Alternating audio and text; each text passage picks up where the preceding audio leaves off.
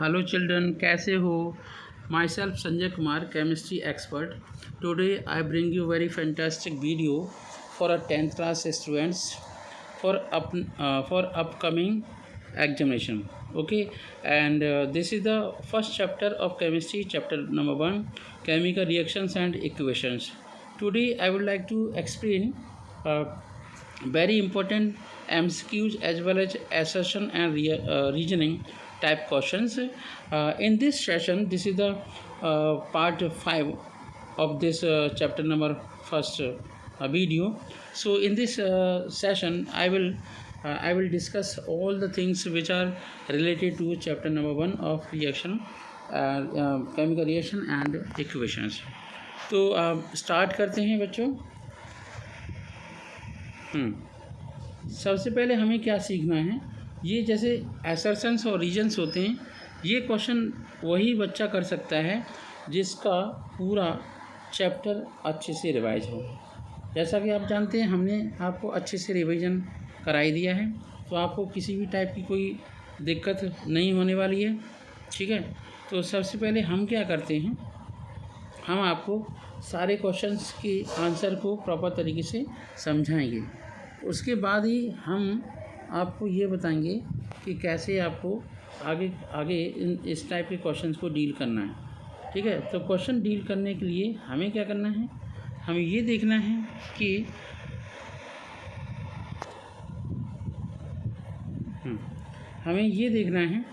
हमने कितना रिवीजन किया हुआ है, और उसके आधार पे हम थोड़ा सा और अच्छे से पढ़ाई करें. ठीक है, तो अब हम स्टार्ट करते हैं क्वेश्चन नंबर 1 से. देखिए, इसमें 4 ऑप्शन होते हैं. ठीक है, अब 4 ऑप्शन को आपको नीचे कुछ नहीं दिया होगा कि आंसर क्या है, कैसे है. आपको ये देखना है कि जैसे एसर्शन दिया होता है, उसका कोई सेंटेंस दिया जाएगा. अब ये देखो कि थ्योरी के साथ रिलेट करो कि मैंने जो आपको बात समझाई है, क्या वो बात उससे रिलेट हो रही है, क्या वो एसर्शन सही है. अगर फर्स्ट वाला सही है तो सेकंड वाला, अगर पहले वाले का अच्छा सा एक्सप्लेनेशन है तो हम ए को टिक करेंगे. अगर पहला वाला पॉइंट सही है, दूसरा वाला भी पॉइंट सही है, एसर्शन सही है, करेक्ट है, और रीजन भी करेक्ट है, तो उस केस में बी आपका पॉइंट माना जाएगा. बी ऑप्शन सही होगा. अगर फर्स्ट सही है और सेकंड गलत है तो सी ऑप्शन को टिक करेंगे, सी लिखेंगे. और दोनों ही सेंटेंसेस गलत हैं थ्योरी के अकॉर्डिंग, तो हम डी को टिक करेंगे. अब हम स्टार्ट करते हैं क्वेश्चन नंबर फर्स्ट से. ठीक है, क्वेश्चन नंबर फर्स्ट के बाद सेकंड, थर्ड. चलिए, क्वेश्चन नंबर फर्स्ट में एसर्शन दे रखा है कि magnesium ribbon Burns with a dazzling white flame and changes into a white powder. ठीक है, ये कहा जा रहा है. तो इसका मतलब ये हुआ, ये बात बिल्कुल सही है. जब मैग्नीशियम ऑक्सीजन के साथ रिएक्ट करता है, तो मैं केमिकल रिएक्शन भी समझाऊंगा, ऐसे टाइम पास नहीं करना मुझे. तो 2MgO बनेगा, और यहाँ 2 का कर लीजिए. अब सेकंड रीजन इसका पढ़ते हैं. वो ये कह रहे हैं कि the powder formed is magnesium nitride. ऐसा हो नहीं सकता. जब मैग्नीशियम ऑक्सीजन के साथ रिएक्शन करेगा तो केवल और केवल मैग्नीशियम ऑक्साइड ही बनेगा. इसका मतलब ये है कि एसर्शन तो सही है, ये गलत है. इसका मतलब हमें ऑप्शन नंबर सी लिखना पड़ेगा. हमारा जो इसका आंसर है वो है सी. इस मोटे अक्षरों में समझ लीजिए, क्वेश्चन नंबर फर्स्ट का ऑप्शन नंबर होगा सी. ठीक है, चलिए नेक्स्ट क्वेश्चन पे हम वर्क करते हैं. नेक्स्ट क्वेश्चन हम जब देखेंगे तो देखते हैं कि एसर्शन लिखा हुआ है, when a metal is attacked by substance, metal is attacked by the substance around it such as moisture and acid. मतलब मेटल के ऊपर मॉइस्चर आए और एसिड रिएक्ट करे, है ना, तो it is said to corrode and this process is called a corrosion. ठीक है, ये बात बिल्कुल सही है. जैसे सपोज करिए आपका मैग्नीशियम है, ऑक्सीजन आ गया तो उसके मैग्नीशियम के ऊपर मैग्नीशियम ऑक्साइड बन जाएगा. एल्यूमिनियम है, वो एटमॉस्फेरिक ऑक्सीजन के साथ रिएक्शन करके एल्युमिनियम ऑक्साइड बना लेता है. ठीक है, ऐसे बहुत सारी मेटल्स हैं जिनकी सरफेस पर रिएक्शन हो जाती है. जैसे आपका Fe है, तो वो वाटर और मॉइस्चर के साथ रिएक्शन करके रस्ट बना लेता है. तो इस होल प्रोसेस को हम कोरोजन बोलेंगे। स्पेशली एफी के लिए रस्टिंग वर्ड यूज करते हैं। क्या बोलते हैं? रस्टिंग। ठीक है, RUSTING। ठीक है, चलिए अब इसका मतलब ये हुआ फर्स्ट पॉइंट तो सही है, एसर्शन करेक्ट है। अब हम रीजन को पढ़ते हैं। The black coating on silver and green coating on copper are due to corrosion. देखो पहला वाला पॉइंट सही है, लेकिन दूसरा वाला पॉइंट जो है वो केवल मेटल के कोरोजन को दिखा रहा है, तो मतलब एसर्शन भी सही आंसर है, सही पॉइंट दिया हुआ है, और रीजन भी सही पॉइंट दिया हुआ है। लेकिन जो रीजन दिया हुआ है वो फर्स्ट एसर्शन का एक्सप्लेनेशन नहीं है, इसलिए ऑप्शन नंबर बी करेक्ट होगा क्वेश्चन नंबर सेकंड के लिए। अब हम मूव करते हैं क्वेश्चन नंबर थर्ड के लिए। ठीक है, थर्ड पे जब हम स्टडी करेंगे तब देखते हैं कि थर्ड में क्या क्या है। थर्ड क्वेश्चन का एसर्शन जब हम पढ़ते हैं तो वो ये लिखा हुआ है कि reactants are written on a left hand. बिल्कुल सही बात है, मतलब मैग्नीशियम जब ऑक्सीजन के साथ रिएक्शन करेगा तो ये आपका एरो से पहले लेफ्ट साइड हो गया, लेफ्ट पोर्शन हो गया, ये आपका राइट साइड हो गया। इसे हम प्रोडक्ट कहेंगे P और इसे बोलेंगे रिएक्टेंट R। ठीक है, तो एरो से पहले को हम रिएक्टेंट R बोलेंगे, इसे प्रोडक्ट P बोलेंगे। ये आपका लेफ्ट हैंड पर है, ये राइट हैंड पर है। इतनी बात क्लियर हो रही है। चलिए अब हम आगे बढ़ते हैं। वो कह रहे हैं कि the reactants are written on a left hand side with a plus sign between them. ठीक है, reason products are written on the right hand side. ठीक है, प्रोडक्ट भी राइट हैंड साइड में लिखे जाते हैं with a plus sign between them.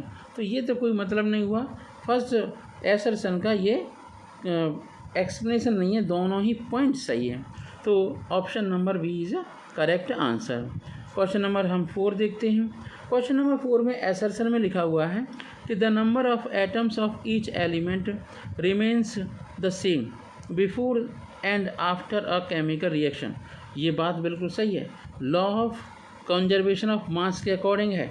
अगर ये बात यहाँ लिखी होती दूसरे रीजन के अंदर, यहाँ पर तो केवल इतना लिखा हुआ है, it is called the balanced chemical reaction. इसे हम बैलेंस केमिकल रिएक्शन कहते हैं। बात क्लियर हो रही है? तो इसे हम क्या कहते हैं? Balanced chemical reaction. ओके, तो the number of atoms of each element remains the same before and after a chemical reaction. तो ये पॉइंट सही है और बी पॉइंट भी सही है, लेकिन जो आपका रीज़न है वो एसर्शन का एक्सप्लेनेशन नहीं है, इसलिए इसमें बी ऑप्शन करेक्ट होगा। क्वेश्चन नंबर 4 का बी ऑप्शन करेक्ट होगा। ठीक है, आगे बढ़ते हैं, आगे चलेंगे। तो क्वेश्चन नंबर 5 है। 5 का यहाँ पे एसर्शन दे रखा है, उसे मैं अच्छे समझा दूँ। वो ये कह रहे हैं कि एसर्शन में 5 क्वेश्चन के physical states of reactants and products are mentioned along with their chemical formula. ये बात तो बिल्कुल सही है, मतलब अगर कोई पदार्थ लिक्विड है तो लिक्विड लिखा हुआ है ना, और गैस है तो गैस लिखा हुआ है। ये बात सही है, इसमें कोई प्रॉब्लम नहीं है। अब हम रीजन देखते हैं। वो ये कह रहे हैं gases, the gases, liquid, aqueous and solid states, reactants and products are represent by notation G, small l, AQ और S। तो इसका मतलब ये तो बात सही है, पर फर्स्ट पॉइंट का ये रीजन जो लिख रखा है वो सही नहीं है, इसलिए क्या कौन सा ऑप्शन सही होगा? B option. ठीक है, क्वेश्चन नंबर 6 पर आते हैं। क्वेश्चन नंबर 6 में एसर्शन लिखा हुआ है the symbol G is used with H2O in a chemical reaction. जो आपका G है वो H2O को रिप्रेजेंट करता है। इसका मतलब क्या है? यहाँ पर H2O गैस है। क्या है? गैस। ठीक है, तो वेपर में हाँ बन रहा है। अब रीजन देखते हैं। It is used to indicate that in a reaction water is used in the form of steam. तो ये बात बिल्कुल सही है, मतलब ये सेकंड जो रीजन लिख रखा है, सेकंड स्टेटमेंट, वो एसर्शन का करेक्ट स्टेटमेंट है और एक्सप्लेनेशन भी है, तो इसलिए ऑप्शन नंबर ए सही होगा। ठीक है, आगे बढ़ते हैं। एसर्शन 7th का करते हैं। Calcium oxide react with react vigorously with water to produce a slaked lime. ये बात बिल्कुल सही है। मतलब CaO जब H2O के साथ रिएक्शन करता है तो बनता है CaOH का होल ट्वाइस। क्या बनता है? CaOH का होल ट्वाइस, और एनर्जी रिलीज होती है ENERGY। समझ लेना। तो ये बात क्लियर हो गई कि एनर्जी रिलीज होती है। वो ये कह रहे हैं कि reaction release a large amount of heat. तो इसका मतलब सेकंड जो आपका रीजन है वो फर्स्ट एसर्शन का करेक्ट एक्सप्लेनेशन है, इसलिए ऑप्शन होगा ए। इसमें ऑप्शन क्या लिखेंगे? ए। 7th के क्वेश्चन का आंसर होगा ऑप्शन ए। अब हम क्वेश्चन नंबर 8 देखते हैं। क्वेश्चन नंबर 8 में लिखा हुआ है कि calcium oxide and water combine to form a single product calcium hydroxide. Single product बनता है जिसे कैल्शियम हाइड्रोक्साइड कहते हैं। तो इसका रीज़न ये है कि it is known as a combination reaction. ये तो कोई बात नहीं हुई कि कैल्शियम ऑक्साइड था, CaO था प्लस H2O था, इससे बना CaOH का होल ट्वाइस। करेक्ट। तो CaOH का तो ये तो बनता ही है कि चूना जो मार्केट से लेके आते हैं उसमें पानी मिला दो, एक्सोथर्मिक रिएक्शन होती है, कैल्शियम हाइड्रोक्साइड बनता है, इसे हम स्लैग्ड लाइम कहते हैं। वो ये कह रहा है सेकंड पॉइंट कि it is known as a combination reaction. तो ये जो स्टेटमेंट है फर्स्ट एसर्शन का एक्सप्लेनेशन नहीं है, इसलिए ऑप्शन नंबर बी करेक्ट होगा क्वेश्चन नंबर 8 का। ठीक है, क्वेश्चन नंबर 9 में मूव करते हैं। तो यहाँ पर लिखा हुआ है assertion burning of coal is an example of combination reaction. Assertion में लिखा हुआ है burning of coal is an example of a combination reaction. Coal जब ऑक्सीजन के साथ रिएक्शन करता है तो बनता है CO2। बात समझ में आ रही है? तो ये कॉम्बिनेशन रिएक्शन का एग्जाम्पल है, ठीक, कॉम्बिनेशन रिएक्शन है। वो ये कह रहे हैं कि कॉम्बिनेशन रिएक्शन की डेफिनेशन बता रहे हैं कि 2 और मोर सब्सटेंस एलिमेंट और compound combine to form a single product. तो फर्स्ट एसर्शन का रीजन ये परफेक्टली दिए रखा है, इसलिए क्वेश्चन नंबर 9 का ऑप्शन होगा ए।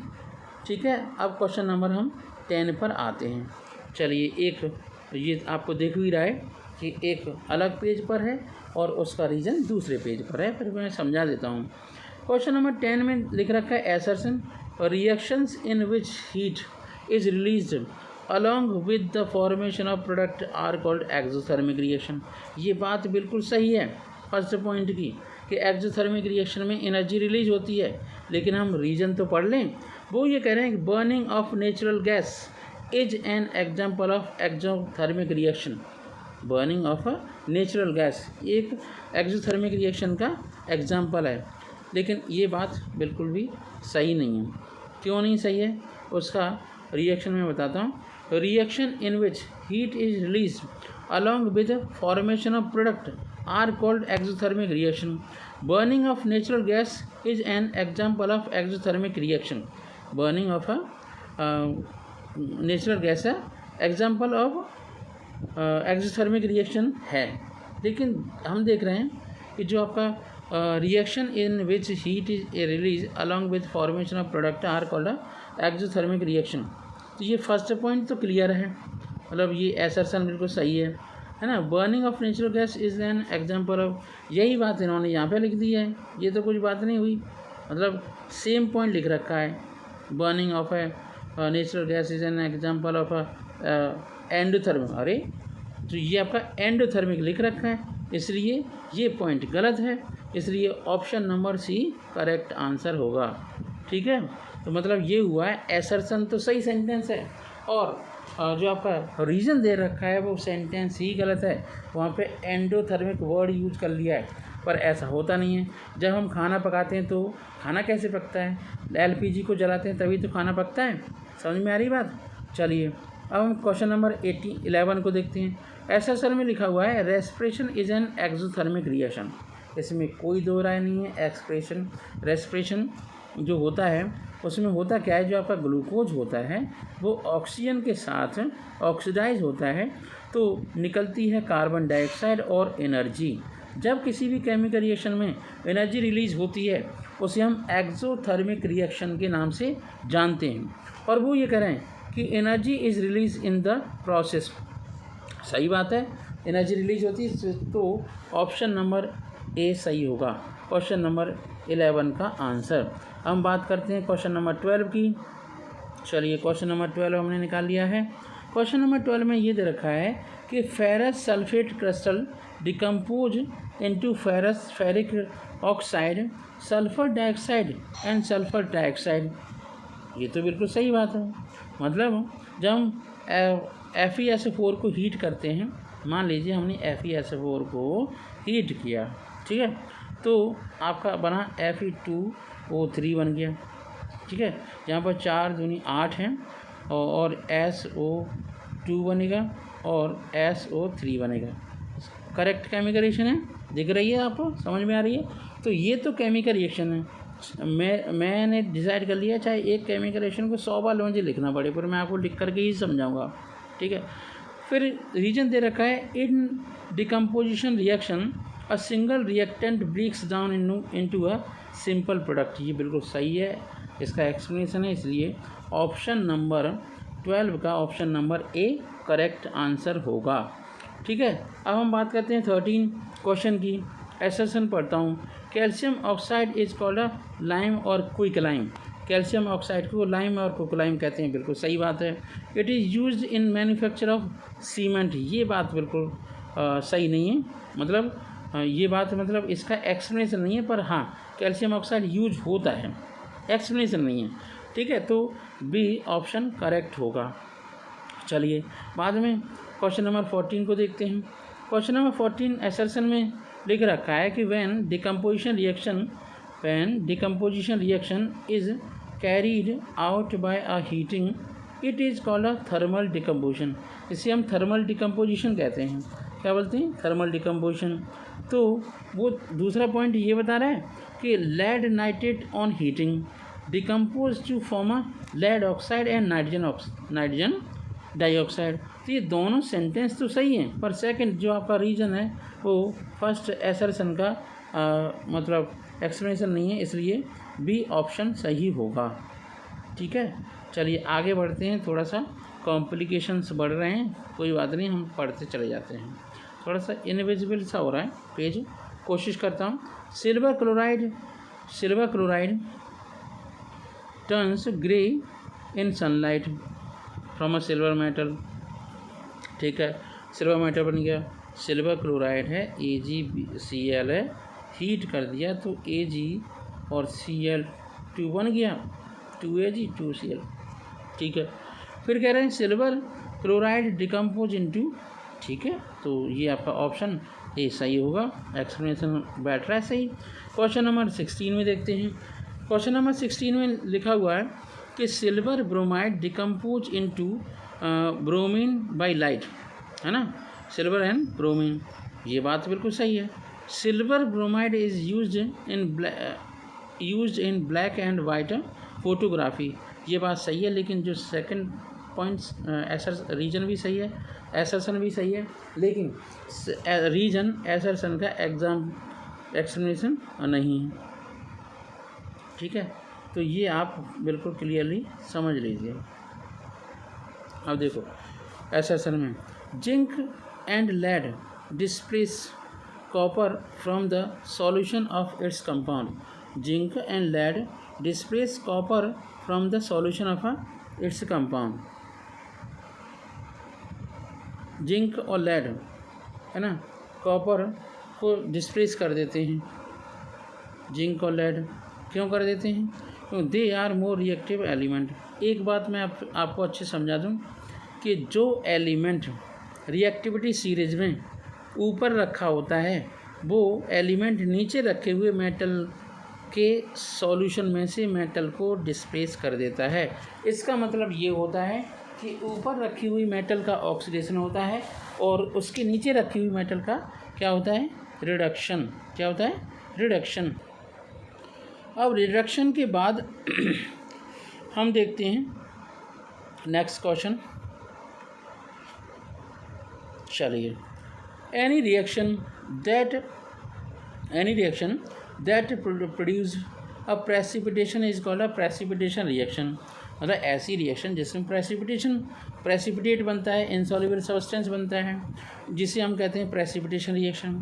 This insoluble substance formed in a reaction is known as a precipitate. इसे हम प्रेसिपिटेट कहते हैं। क्या बोलते हैं इसे? प्रेसिपिटेट। अब क्वेश्चन नंबर, हाँ तो ये पॉइंट सही है, ए सही होगा। क्वेश्चन नंबर 19 देखते हैं। If a substance gain oxygen और लॉस हाइड्रोजन, ऑक्सीजन को गेन कर रहा है, ऑक्सीजन को गेन कर रहा है और हाइड्रोजन को लॉस कर रहा है, तो during reaction is called oxidized, is called oxidize, मतलब ऑक्सीडेशन हो रहा है ना। और दूसरा, इफ सब्सटेंस लॉस ऑक्सीजन और gain hydrogen during reaction called reduce. सही है। तो पहले वाले का ऑक्सीडेशन हो रहा है जिसमें इलेक्ट्रॉन रिलीज हो रहे हैं, और दूसरे वाले में इलेक्ट्रॉन गेन हो रहे हैं तो उसका रिडक्शन हो रहा है। तो एसएसएल में जो पॉइंट दे रखा है वो ऑक्सीडेशन की डेफिनेशन है, रीजन में दे रखा है वो रिडक्शन की डेफिनेशन है, इसलिए ये बी ऑप्शन सही है, एक्सप्लेनेशन नहीं है। क्वेश्चन नंबर हम नेक्स्ट देखते हैं।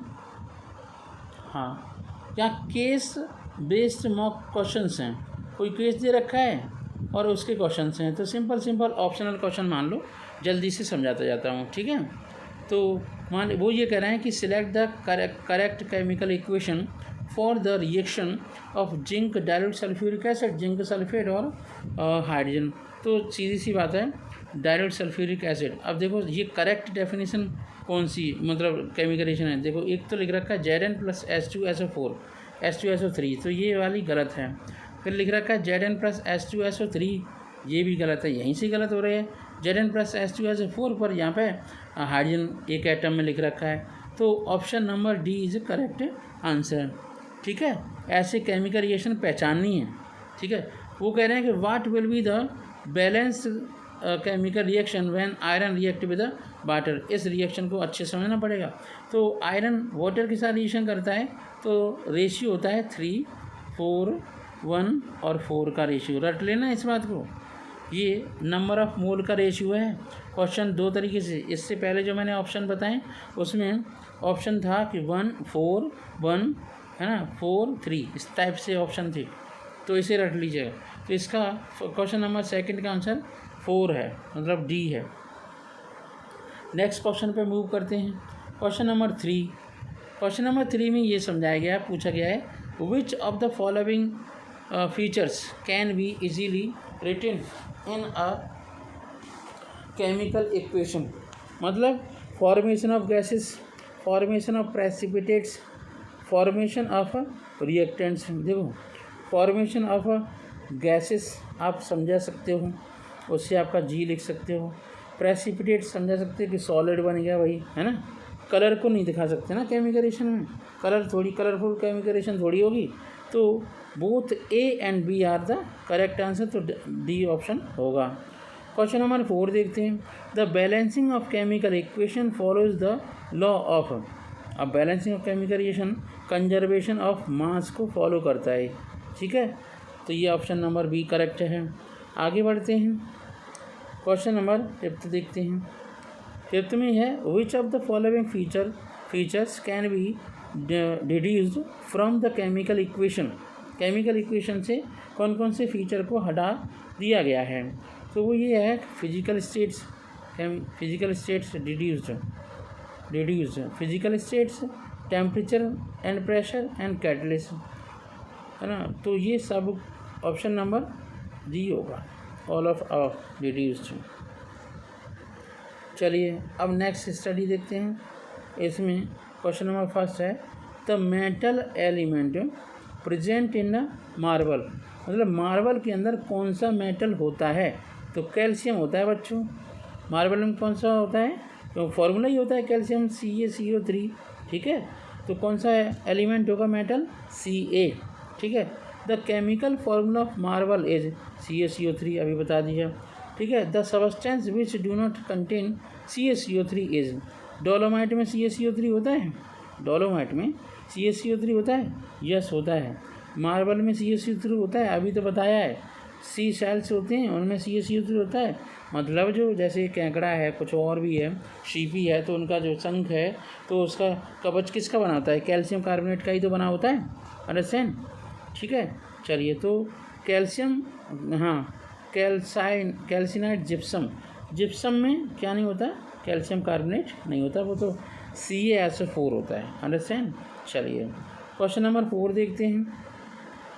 क्वेश्चन नंबर 4 और 5 देखते हैं। Chemical which may be causing harm to the marble edge, मतलब HCl की वजह से आपकी मार्बल गंदी हो जाती है, ख़राब हो जाती है, NO2 की वजह से हो जाती है, H2SO4 की वजह से हो जाती है, समझ में आ रही? तो कोरोजन होता है, कोरोजन हो जाता है मार्बल का। ठीक है, तो डी ऑप्शन सही है। तो सारे फैक्टर हैं जिसकी वजह से मार्बल गंदी और ख़राब हो रही है। केमिकल मतलब चमक उसकी ख़राब हो जाती है, जैसे ताजमहल है तो उसकी चमक ख़राब हो रही है। pH of a rain water that may cause harm, तो वो तो आपकी एसिडिक होती है। जो पहली बारिश होती है ना, जो पहली बारिश में बच्चे नहाते हैं उन्हें नुकसान हो सकता है। ठीक है, तो क्वेश्चन नंबर तो एसिड बन जाता है इसलिए। क्वेश्चन नंबर नेक्स्ट देखते हैं। लाइमस्टोन और marble on heating forms the product X as slaked lime CO2। ठीक है, तो या क्विकलाइम एंड CO2 बनता है। ठीक है, चलिए कोई ऑप्शन, कोई प्रॉब्लम नहीं है। नेक्स्ट देखते हैं। The reactant in the above reaction is, कोई रिएक्टेंट है तो उसमें क्विकलाइम होगा। ठीक है, द प्रोडक्ट अबव रिएक्शन, ये रिएक्शन देखनी पड़ेगी। ठीक है, तो ऊपर रिएक्शन हो रही है, वो देखते हैं कहाँ पे रिएक्शन हो रही है। हाँ, ये रही। ठीक है, CaO CaOH का उल्टा है बच्चों, तो बहुत नई बात नहीं है, पुरानी बातें हैं। Calcium hydroxide react with carbon dioxide gas to atmosphere, है ना, कार्बन डाइऑक्साइड गैस होती है, उसके साथ रिएक्शन करता है, तभी तो जो हम वाइट वॉश करते हैं चमकने लगती है। The shiny appearance of wall after, तो कैल्शियम कार्बोनेट की बनने की वजह से होती है। बेटा सारी चीज़ें समझा चुका हूँ, अब कोई ऐसा क्वेश्चन नहीं है जो मैंने आपको नहीं बताया। केवल एक लास्ट क्वेश्चन पढ़ लो यहाँ पे 3rd नंबर में, कि किसका ऑक्सीडेशन हो रहा है, किसका रिडक्शन हो रहा है। तो वो कह रहे हैं कि in the following reaction which substance is reduce, तो MnO2 एक ऐसा पदार्थ है जिसका रिडक्शन हो रहा है। बस ये बात समझो। ठीक है, तो आज के लिए बच्चों इतना ही इस वीडियो के अंदर। और मैं आपको एक बार से फिर समझा दूँ, आप लोगों के सब्सक्राइब करने की वजह से मेरे सब्सक्राइब भी बढ़े हैं, और मैं आपसे होप करता हूं कि आप अपने फ्रेंड्स को ज़्यादा से ज़्यादा शेयर करें और सब्सक्राइब के लिए करें।